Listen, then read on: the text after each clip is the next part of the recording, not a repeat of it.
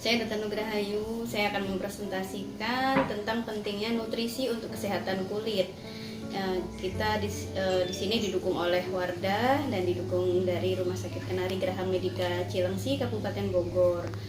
Nah, di sini saya akan mempresentasikan dibagi beberapa slide kedua, beberapa pembahasan yang akan saya bahas di sini tentang struktur dan fungsi normal kulit yang pertama, dan masalah kulit akibat gizi yang tidak seimbang, dan yang ketiga adalah peran gizi terhadap kesehatan kulit dan peran antioksidan pada kesehatan kulit, dan tujuan akhir semua kesehatan kulit itu apa ya.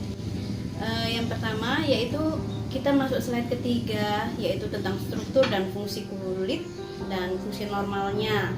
Di situ saya sudah meletakkan gambar penampang kulit yang kita potong secara longitudinal seperti itu, di mana lapisan-lapisannya ada 3 lapisan, yaitu lapisan epidermis yang pertama, yang kedua lapisan yang di bawahnya dermis, dan lapisan subkutan. Lapisan epidermis itu bisa terdiri dari ada rambut, ada kulit tanduk ya, kulit ari, dan dermis yaitu ada kelenjar minyak, folikel rambut, dan serabut saraf, dan yang ketiga di lapisan subkutan ada pembuluh darahnya. Di sini fungsi-fungsi dari kulit itu bisa satu, yaitu sebagai pelindung atau proteksi ya, dan yang kedua yaitu sebagai penerima rangsang, dan penerima rangsang dalam arti karena memang ada serabut saraf ya, dan yang ketiga yaitu pengatur panas, dan yang keempat merupakan sebagai pengeluaran, yaitu bisa kelenjar keringat juga ada, jadi keringat kita juga bisa di situ keringat, dan kelima yaitu penyimpanan lemak di bawah kulit ada lemak ya, lemak subkutan tadi yang layer ketiga. Kemudian untuk penyerapan juga, ini gunanya biasanya kalau kita menggunakan make up atau skincare, bisa di situ peranannya. Kemudian penunjang penampilan kita, utamanya berkaitan dengan materi kali ini ya.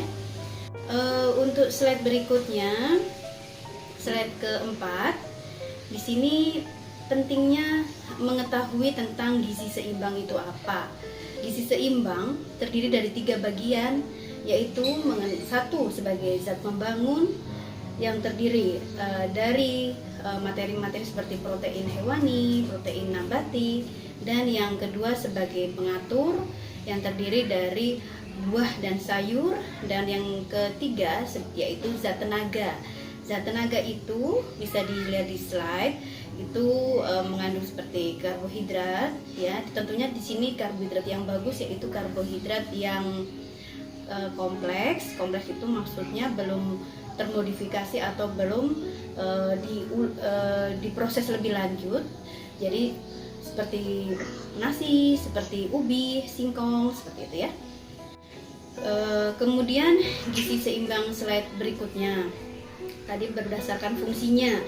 Gizi slide berikutnya yaitu situ tertera tumpeng ya, nampak seperti tumpeng, itu merupakan gabungan dari gizi seimbang itu sendiri, di mana komposisinya meliputi yaitu sebagai satu sumber karbohidrat, terlihat di situ sebagai nasi, roti, mie, jagung. Konsumsinya untuk tetap sehat harus tidak lebih dari itu, patokannya 3 hingga 8 porsi per hari. Dan kemudian ada protein hewani, yaitu terdiri dari seperti ayam, ikan, daging, telur, susu. Konsumsinya sekitar 2-3 porsi per hari. Dan kemudian protein nabati, di situ bisa dilihat kacang-kacangan, yaitu seperti tahu, tempe. Konsumsinya juga 2 hingga 3 porsi per hari. Kemudian kita ada buah-buahan yang disarankan, juga konsumsinya sekitar 2-3 porsi per hari. Dan kemudian sayuran konsumsinya 3 hingga 5 porsi per hari. Dan tidak lupa juga kita konsumsi cairan, yaitu air yang dibutuhkan tubuh kita untuk dewasa sekitar 8 gelas per hari. Kemudian untuk penggunaan minyak, gula, dan garam tentunya tidak boleh berlebihan, gunakan seperlunya saja. memang rinciannya seperti ini dan mencantumkan bahwa WHO dan Kemenkes sendiri mengatur penggunaan gula itu sendiri tidak sekitar 3 hingga 4 sendok makan per hari, dan untuk garam 2/3 sendok teh per hari. Dan untuk minyak memang dibatasi, apalagi dengan memiliki faktor-faktor resiko kelainan metabolisme lemak pada tubuh, jadi otomatis harus lebih restriksi atau lebih dikurangi lagi seperti itu ya. Kemudian slide berikutnya, slide ke-6, yaitu di sini saya membagikan tentang masalah kulit akibat gizi tidak seimbang. Di sini dari jurnal Diet in Dermatology, jurnal di luar tentang kulit tahun 2010, menyebabkan berbagai masalah yang timbul akibat nutrien gizi yang tidak adekuat, seperti misalnya kita yang besar dulu, yang makro, misalnya protein dan karbohidrat tidak cukup gitu ya, kita bisa termasuk gizi yang malnutrisi atau low protein energy diet, atau bisa terjadi kalau lebih lanjut lagi bisa menimbulkan gizi buruk, seperti mungkin kalau bahasa kedokterannya kwashiorkor ya gitu. Kalau untuk misalnya tidak cukupnya dengan pemberian asam lemak gitu, misalnya ketidakseimbangan antara asam lemak yang baik dan jahat bisa memicu adanya proses peradangan seperti itu. Dan yang ketiga yaitu bisa tidak adekuatnya vitamin. Nah, ini seperti vitamin A bisa mengakibatkan ini kelainan-kelainan kedokteran ya, bisa seperti imunitas dari kulit berkurang, seperti bisa timbul penyakit herpes seperti itu. Vitamin B12 misalnya berkurang, bisa timbul hiperpigmentasi atau kulit yang kehitaman. Terus kemudian vitamin C tidak dikonsumsi dengan adekuat, bisa timbul seperti sariawan seperti itu ya. Kemudian mineral, contoh mineral seperti zinc dan besi, misalnya kita kekurangan nih, nah itu bisa menyebabkan juga ada penyakitnya yang istilahnya namanya penyembuhan lukanya susah. Misalnya kita terkena sesuatu, luka, kulit kita robek atau apa, penyembuhan luka kita akan lebih lama daripada yang normal adekuat pemberian zinc atau zinc itu tadi. Misalnya kekurangan dari zat besi bisa juga mudah kulit kita kering dan timbul gatal.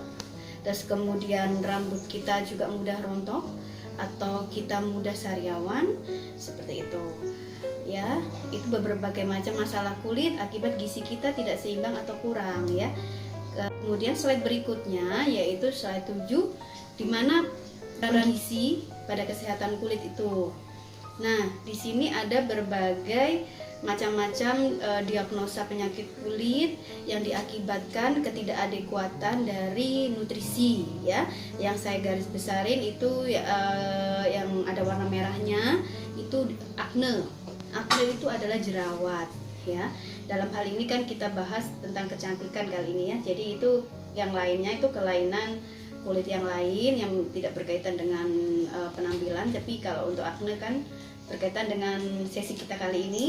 Nah, itu diakibatkan biasanya karena kelebihan penelitiannya, ini berdasarkan penelitian, itu kalau kelebihan kadar gula yang kita konsumsi. Jadi disarankan untuk diet yang untuk memperbaiki akne tersebut, selain tentunya harus dirawat juga aknenya pada dokter kulit ya, kita juga harus menjalani diet secara gizinya, harus menjalani diet gulanya lebih rendah atau low glycemic diet gitu ya. Dan yang kedua, lemaknya juga harus dikurangi gitu. Lemak itu di situ maksudnya bisa ada mentega, ada minyak, ada santan, seperti itu kita harus dikurangi kalau timbul jerawat. Apalagi tidak hanya satu, misalnya seluruh muka, kita harus atur pola makan ya dengan gizi seimbang. Berikutnya slide ke-8 yaitu peran gizi pada kesehatan kulit. Itu tentunya ada suatu multivitamin yang berkaitan dengan kesehatan kulit itu sendiri, yang sering dibahas, yaitu vitamin A, vitamin E, vitamin C, vitamin C atau zinc, vitamin D, dan glutathione. Di sini fungsinya apa kaitannya pada hal kecantikan ini, yaitu mengakibatkan elastisitas kulitnya menjadi kenyal, tidak kering, dan mencegah penuaan dini. Dan mereka ini berfungsi sebagai antioksidan. Nah, untuk slide berikutnya, coba kita ke slide 9. Peran antioksidan sendiri untuk kesehatan kulit. Nah, antioksidan itu apa? Antioksidan itu yaitu berfungsi untuk menekan kerusakan sel yang terjadi akibat oksidasi bebas, ya. Di situ ada gambarnya tuh. Ada molekul antioksidan, yang di satunya lagi radikal bebasnya.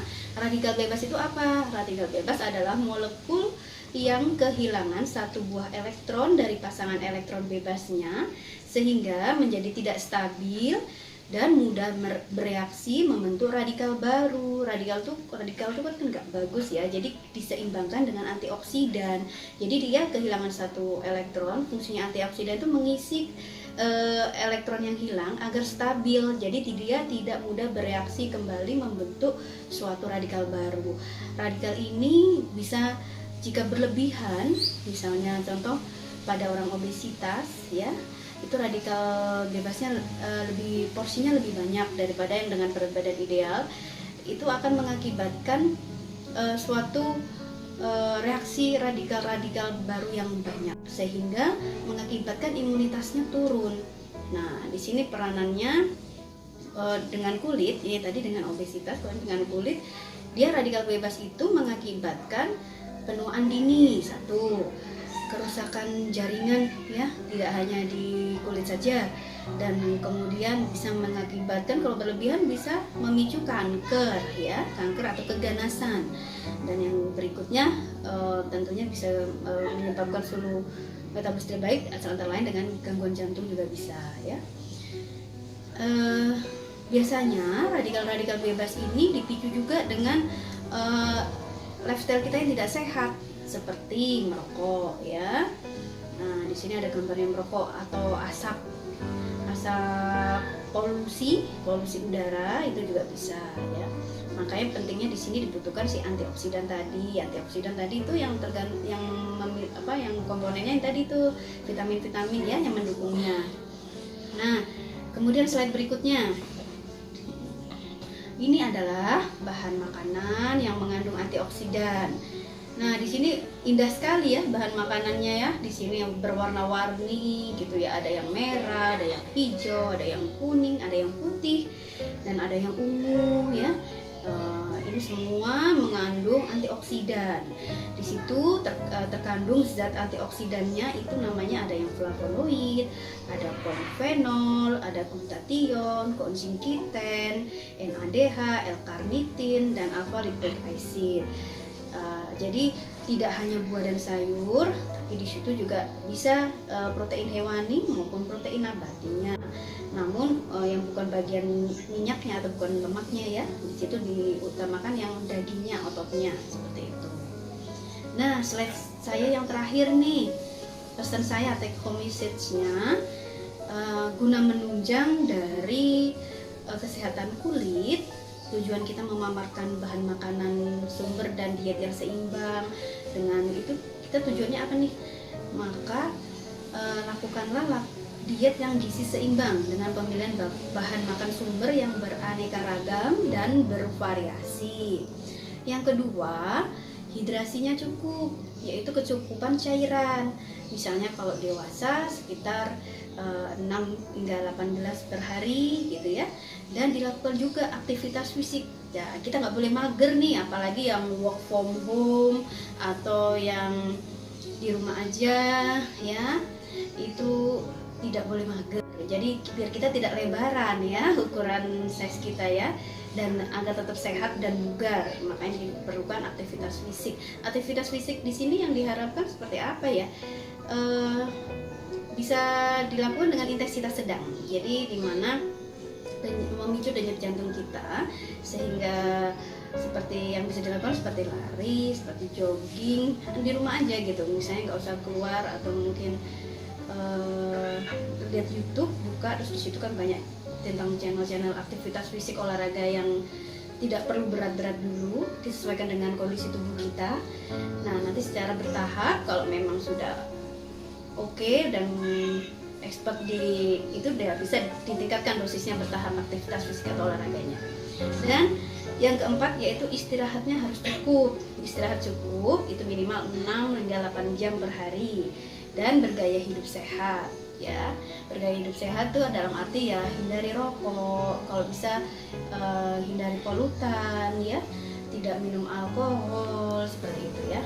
Dan kemudian yang paling penting adalah berpikir tetap positif ya, biar kita auranya tetap stabil dan oke, gitu.